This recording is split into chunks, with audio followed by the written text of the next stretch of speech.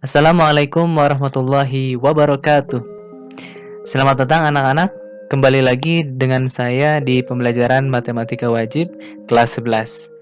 Hari ini kita akan masuk ke dalam bab baru setelah di minggu yang lalu kita telah selesai dengan bab program linier. Sekarang kita masuk ke matriks. Nah, karena kita sudah menjalankan BDR yang cukup lama juga, sudah 5 pertemuan atau 6 pertemuan. Nah, pasti di antara kalian semangatnya sudah ada yang menurun. Tapi Bapak ingatkan kembali, mari kita menjaga semangat, menaikkan semangat kembali untuk terus belajar. Semangat belajar walaupun pembelajarannya masih online. Semoga saja dalam waktu dekat kita bisa bertatap muka kembali dan melaksanakan pembelajaran secara tatap muka. Tanpa menyurutkan semangat, mari kita langsung ke materi hari ini, yaitu konsep matriks dan jenis-jenis matriks. Untuk di awal ini kita akan membahas tentang peta konsep atau materi apa saja yang akan kita pelajari di bab matriks ini. Yang pertama yaitu ada materi prasyaratnya adalah persamaan linier. Nah, tentu bab ini persamaan linier sudah pernah kalian dapatkan di jenjang sebelumnya atau di tingkat sebelumnya. Kemudian nanti di matriks kita akan belajar tentang unsur-unsur matriks yang terdiri dari elemen baris dan kolom. Kemudian kita akan belajar ke determinan. Setelah itu, matriks juga terdiri dari beberapa jenis, ada matriks kolom, matriks baris, persegi panjang, dan lain-lain. Kemudian di matriks ini kita ada operasinya, operasi jumlah, pengurangan, perkalian, dan inverse. Setelah itu, kita akan mempelajari relasi dan kesamaan dari matriks. Di awal ini kita akan belajar atau memahami tentang konsep matriks. Di sini, Bapak ada sebuah gambar ruangan kelas dengan kursi yang sangat rapi. Coba kalian bayangkan di sini, setiap kursi ini kalian ditulis label dengan suatu bilangan. Bisa 1, 2, 3, dan seterusnya. Pasti bilangan tersebut akan tersusun juga dengan rapi kan, mengikuti susunan si kursi itu. Bila Bapak gambarkan atau Bapak transformasikan ke dalam bilangannya, bisa saja bilangannya seperti ini. 1, 2, 3, 4. Kemudian di kolom selanjutnya 5, 6, 7, 8, 9, 10, 11, 12, 13, 14, 15, 16. Kemudian Bapak batasi dengan kurung siku. Nah, bilangan-bilangan ini menandakan bilangan yang tertempel pada kursi-kursi di ruangan kelas tersebut. Anggap saja ruangan kelasnya kita kasih simbol A. Jadi di dalam kelas A terdapat susunan-susunan bilangan yang menempel pada kursi. Nah, susunan-susunan bilangan ini atau bentuk yang seperti ini dinamakan dengan matriks. Kita masuk ke kasus kedua. Itu kan kasus pertama nih atau ilustrasi pertama. Kita masuk ke ilustrasi kedua tentang tabel harga karcis, di mana di sini ada golongan anak-anak atau dewasa. Kemudian kalau hari Minggu itu bayar masuknya tiketnya 5.000 untuk anak-anak, 15.000 untuk dewasa. Sementara untuk hari biasa anak-anak bayarnya 3.000. Kalau dewasa bayarnya 10.000. Coba kita akan tuliskan dalam bentuk matriks seperti apa. Kita misalkan si harga tiket itu dinotasikan dengan B, maka untuk baris pertama itu kita tulis dengan 5.000, kemudian 3.000, dan untuk baris kedua 15.000 dan 10.000. Untuk kolom pertama ini menyatakan hari atau hari Minggu atau hari libur. Ini bayar masuk tiketnya. Kalau misalkan yang kolom kedua itu untuk hari biasa bayar tiketnya. Baris pertama untuk bayar tiket anak-anak dan baris kedua untuk dewasa. Nah, bentuk yang seperti ini dinamakan dengan matriks. Nah, sampai sini kalian dapat mengetahui apa itu matriks? Oke, tentu kalian ketika sampai di sini kalian udah punya gambaran tentang apa itu matriks. Nah, lebih jelasnya, matriks merupakan susunan suatu bilangan berbentuk persegi atau persegi panjang yang diatur menurut baris dan kolom dan ditempatkan dalam tanda kurung biasa atau kurung siku.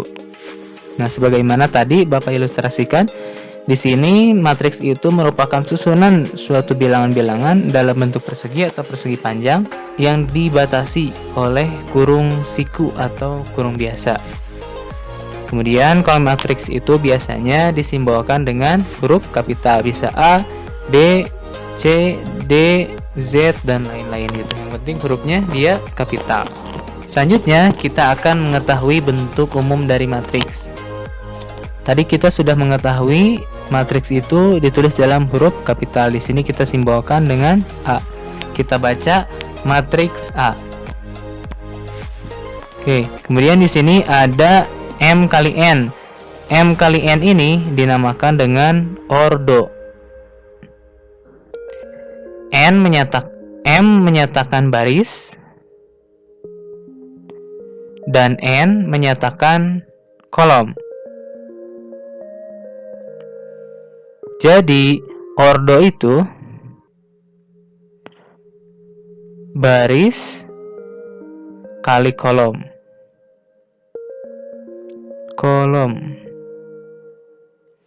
Atau barisnya di sini memiliki simbol M dan kolomnya memiliki simbol N. Dalam matriks juga memiliki unsur atau elemen-elemen. Di sini elemennya itu A1, A2, A13 dan seterusnya sampai dengan AMN. Dengan 11 atau 12, 13 ini disebut dengan indeksnya. Nah, indeks ini menandakan baris dan kolom. Contoh, misalkan di sini ada A11. A11 ini menunjukkan bahwa bilangan A itu posisinya berada di baris pertama kolom pertama. Kita lihat A11 ini berada di baris pertama, kemudian kolomnya kolom yang pertama. Coba kita baca yang A32, berarti A32 itu posisi bilangan A berada pada baris ketiga, 1, 2, 3. Nah, di sini baris ketiga. Kemudian kolom kedua, berarti posisinya di sini kolom kedua kan? Maka disebut dengan A32. Nah, itu merupakan unsur-unsur yang ada dalam suatu matriks. Dan bentuk umumnya ditulis seperti ini. Matriks A dengan ordo M kali N sama dengan semua unsur-unsur yang ada di dalam matriks, yaitu dari A11 hingga AMN. Jadi seluruh bilangannya hingga M kali N gitu. Sampai di sini sudah paham? Nah, kita lanjutkan ke jenis-jenis matriks. Di sini jenis-jenis matriks ada 9 jenis. Yang pertama ada matriks baris. Matriks baris yaitu matriks yang terdiri dari satu baris saja, atau kita dapat tuliskan misalkan matriks A, ordonya berarti karena di sini matriks baris, barisnya 1 kali N. Berarti di sini yang disebut dengan matriks baris itu barisnya hanya satu saja. Kalau kolomnya bebas mau berapa saja. Contoh misalkan A 1 kali 2, berarti barisnya 1, kolomnya ada 2. Barisnya 1 kita tulis di sini. Nah, contohnya adalah 1, 2. Kita lihat di sini barisnya ada 1, kemudian kolomnya ada 2. Kita contoh lagi A1, 3. Berarti 2, 3, 4. Nah, ini yang dinamakan dengan matriks baris. Yang kedua ada matriks kolom. Matriks kolom itu berarti kolomnya hanya ada 1, kalau barisnya boleh berapapun. Contoh B M kali 1. Ini bentuk umumnya BM kali 1. Sebagai contoh, barisnya 3 kali 1. Bentuknya ke bawah kalau matriks kolom, berarti 1, 2, 3. Kita lihat di sini barisnya ada 1, 2, 3. Sementara kolomnya hanya ada 1. Nah, itu yang dinamakan dengan matriks kolom. Nah, sekarang kita masuk ke matriks persegi panjang. Matriks persegi panjang yaitu matriks yang elemen-elemennya memiliki panjang dan lebar yang tidak sama atau baris dan kolomnya tidak sama. Sebagai contoh, bentuk umumnya C M dikali N, dengan M dan N-nya tidak sama. Kita contoh C misalkan 3 kali 2. Berarti di sini barisnya ada 3. 1 2 3, 1 2, 1 3, 1 4.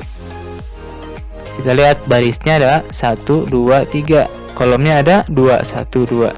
Ini dinamakan dengan matriks persegi panjang. Atau contoh lain C misalkan 2 kali 4. Berarti barisnya ada 2. 1 2 3, kolomnya ada 4. 1 2 3 4 5 6 7 8. Nah, ini dinamakan dengan matriks persegi panjang. Untuk ordonya itu berarti M kali N-nya tidak boleh sama. Antara M dan N itu harus berbeda, maka disebut dengan matriks persegi panjang. Kalau misalkan matriks persegi ini untuk nomor 4, M sama N-nya itu sama bilangannya. Atau kita bisa diumumkan untuk matriks persegi ini, misalkan D, ordonya adalah N dikali N. Ini dinamakan dengan matriks persegi. Artinya baris dan kolom itu jumlahnya sama. Contohnya matriks D 2 kali 2, 1 2 3 4. Kita lihat di sini barisnya ada 2, kolomnya ada 2. Ini dinamakan dengan matriks persegi. Yang kelima, matriks diagonal. Matriks diagonal adalah matriks persegi yang elemennya selain di bagian diagonal utama dia bernilai 0. Oke. Jadi nilai-nilai yang tidak nolnya itu hanya ada di diagonal utama. Sementara untuk elemen di selain diagonal dia bernilai 0. Nah, itu yang dinamakan dengan matriks diagonal. Di sini contohnya A33. Kita ketahui A33 merupakan matriks persegi kan. Dengan elemennya, elemen diagonalnya itu memiliki nilai tidak 0, sementara elemen yang lain bernilai 0. Itu dinamakan dengan matriks diagonal. Yang keenam ada matriks segitiga atas. Matriks segitiga atas itu matriks persegi. Kita lihat di sini A33 merupakan matriks persegi di mana elemen yang di bawah diagonal utamanya dia bernilai 0, sementara untuk di bagian atas dari diagonal utama yang di segitiga ini dia tidak bernilai 0. Kebalikannya untuk diagonal bawah, untuk elemen-elemen dalam matriks yang berada di atas diagonal utama elemennya bernilai 0 yang di bagian ini. Sementara yang di bawah diagonal utama itu memiliki nilai tidak 0. Maka dia dinamakan dengan matriks segitiga bawah. Lain halnya dengan matriks identitas yang ke-8 ini. Matriks identitas adalah matriks persegi di mana di sini I kita simbolkan. Ordonya 3 kali 3. Kita ketahui kalau 3 kali 3 berarti matriks persegi kan? Diagonal utamanya itu dia bernilai 1. Sementara untuk elemen selain diagonal utamanya dia bernilai 0. Itu dinamakan dengan matriks identitas. Kalau misalkan ordonya 2 kali 2 juga bisa. 2 kali 2. Bentuknya jadi seperti ini. 1 1 0 0. Ini matriks persegi dengan diagonal utamanya bernilai 1 semua kan? Dan selain diagonal utama bernilai 0 0 0. Ini dinamakan dengan matriks identitas. Yang ke-9 ada matriks 0. Matriks 0 itu matriks yang seluruh elemennya bernilai 0. Contohnya misalkan matriks J 2 kali 2 semuanya bernilai 0 elemennya. Ini dinamakan dengan matriks 0. Oke, itulah penjelasan tentang matriks untuk pertemuan pertama kali ini. Semoga kalian paham semuanya. Jika ada yang belum paham, silahkan kalian coba untuk membuka literasi yang lain, ataupun boleh ditanyakan sampai kalian mengerti. Atau kalian juga bisa mengulang kembali video ini dari awal hingga akhir sampai mengerti. Demikianlah pembelajaran untuk pertemuan hari ini Bapak cukupkan. Terima kasih yang sudah menonton sampai akhir. Tetap semangat. Walaupun pembelajaran masih online, kalian harus menjaga semangatnya untuk belajar.